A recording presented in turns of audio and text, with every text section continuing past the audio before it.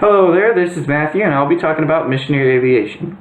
So, missionary aviation is probably the best way that you can serve your fellow man and to serve God. It involves all the best feelings in the world, and it's just great to see everyone smiles. For myself, I'm a pilot with over 150 hours of flight time. I'm currently working on my instrument and commercial ratings. So, let's discuss what missionary aviation do, how to serve, and what's the training involved, and how it can get you closer to God. So, what do? Missionary aviation they travel the world and they serve their fellow men. They'll provide food, water, basic materials to live, and they're there to help everyone. So, what do specifically? Well, they travel to the most inhospitable places in the world. Places such as Indonesia, New Guinea, Brazil, Lesotho, the Democratic Republic of Congo, and other places like that. And they'll provide food, water, building materials, medical supplies, and other basic needs. So, let's see how you can serve. So there's two ways you can serve. You could either join an organization like MAF or Ethnos, and you could get paid to do jobs such as training and developing a director of marketing, or just a regular old pilot. The other way you could serve is volunteer. And to volunteer, there's several routes you can go. You could become a minister and help preach the Word of God. You can help build infrastructure. You could be on the medical side of things and aid people.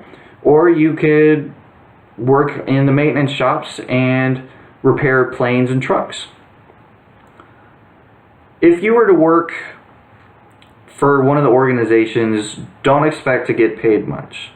They, on average, make about $52,000 a year. It's a livable wage, but it's not a lot. So, let's see what's the training needed to work for one of these organizations. So, training needed, if you were to minister, that will involve technology. Technology that will help you learn and help them learn about God. It'll also involve learning practices, and you'll learn some oral communications to help you assimilate into their culture, to make it easier for yourself to communicate with them and easier for them to understand you. For other volunteers, such as the medical personnel, you'll obviously need to be first aid rated, CPR, AED, that sort of deal, plus the training on top of that for each organization. Now, pilots, probably the most recognizable part of this field. If you were to become a pilot for one of these organizations, you need at least 250 hours of flight time, which is the commercial rating, plus an A&P certificate and the training required from that organization. Now, some organizations require you have either more or less hours to work for them. Organizations such as the MAF require you to have 300 PIC times, piloting command times, and that basically means that they were the guys in charge of flying the plane. The A&P license is the mechanic, so basically if you were to get stuck in the middle of nowhere, you'd have the ability to fix yourself. And of course the training needed. So, to conclude this speech, this is the best way to go out there, serve your fellow man, serve God. And most of the people that work for these companies, these organizations, are unpaid volunteers. These are people that are just out there to help.